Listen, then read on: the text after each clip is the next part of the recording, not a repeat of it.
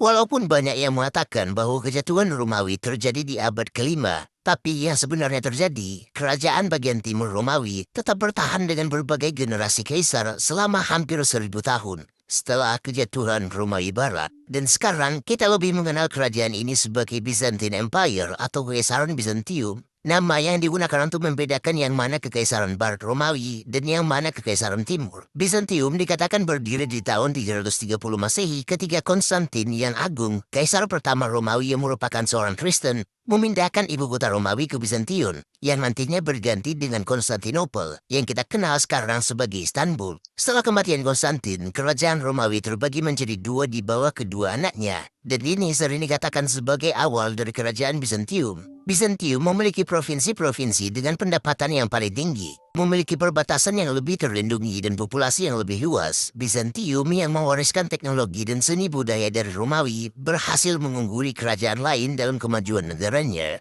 Pada abad ke-7, Kekaisaran Bizantium terlibat dalam serangkaian perang yang berkelanjutan dengan Kekaisaran Sasania Persia, membuat kedua kekaisaran ini semakin melemah dan mempersiapkan jalan bagi kejatuhan mereka. Di abad ini juga, pasukan Islam yang dipimpin oleh para penakluk Arab masuk sebagai kekaisaran ketiga dan akhirnya berhasil mengambil alih Persia pada tahun 628 Masehi. Arab terus melakukan serangkaian upaya untuk menaklukkan Konstantinopel. Pertama kali mereka mencobanya pada tahun 674 sampai 678 Masehi, dan kemudian lagi pada tahun 717 sampai 718 Masehi. Dan kedua serangan tersebut gagal karena pertahanan Konstantinopel yang tidak tertembus. Salah satu penemuan mengagumkan dari Romawi Timur adalah penemuan sistem suar yang membentang sepanjang kekaisaran, yang sekarang mulai dari Yunani sampai ke Turki, membentang lebih dari 700 km, memungkinkan wilayah kekaisaran ini untuk memperingatkan kaisar akan adanya pasukan penyerang dalam waktu 1 jam setelah melihat mereka di perbatasan. Belajar dari Romawi dulu yang membutuhkan waktu berminggu-minggu agar informasi tersampaikan. Konstantinopel sebagai pusat dari Bizantium terus-menerus menjadi target dalam peperangan dan telah dikepung berkali-kali dan tidak pernah sekalipun terjatuh selama beberapa abad.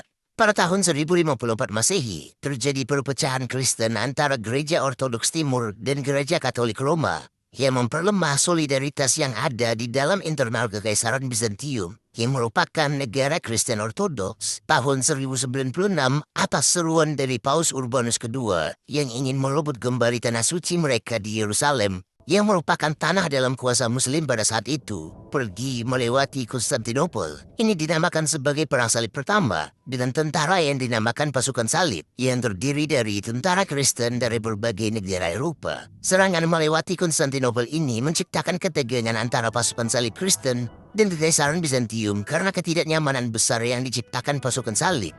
Meskipun Kekaisaran Bizantium mendukung mereka, namun Bizantium yang merupakan kekaisaran berbasis Kristen tetap mendukung perang salib kedua dan ketiga dan tetap berakhir pada kekecewaan satu sama lain dan ketegangan yang semakin tinggi. Dan pada perang salib keempat yang terjadi pada tahun 1203, pasukan tentara salib Prancis dan Venesia membuat kesepakatan dengan Alexius Angelos, putra dari kaisar yang telah digulingkan. Dia menjanjikan kekayaan besar kepada pasukan salib dengan mendukungnya untuk merebut kembali tahta yang seharusnya milik ayahnya dari pamannya.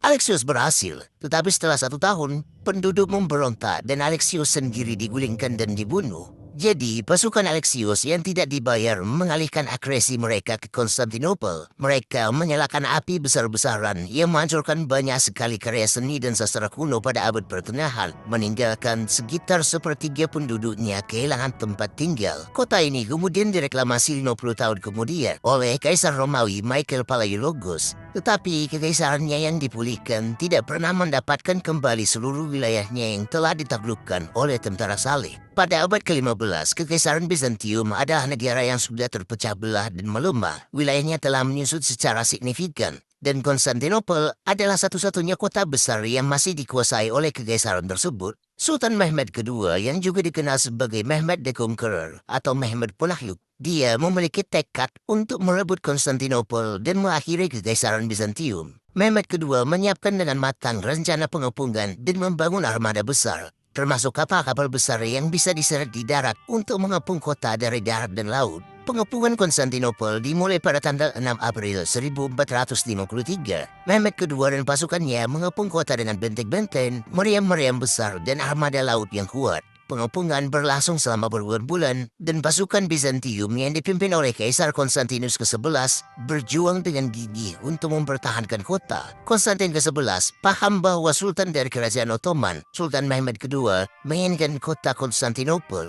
Dia menyadari bahwa perang tidak akan bisa dihindari. Dan kemudian, dia beralih ke kekuatan Kristen di barat Eropa. Namun, perpecahan yang sebelumnya terjadi telah membagi gereja menjadi dua bagian. Konstantinus ke-11 menawarkan Paus Nikolas ke-5 untuk menyatukan kembali kedua gereja tersebut. Namun, ia terlalu melebih-lebihkan pengaruh Paus terhadap kekuasaan barat. Inggris, Prancis, dan Spanyol menjadi waspada terhadap pertumbuhan kekuasaan Paus. Dan mereka sudah kelelahan dengan perang yang terus mereka lakukan.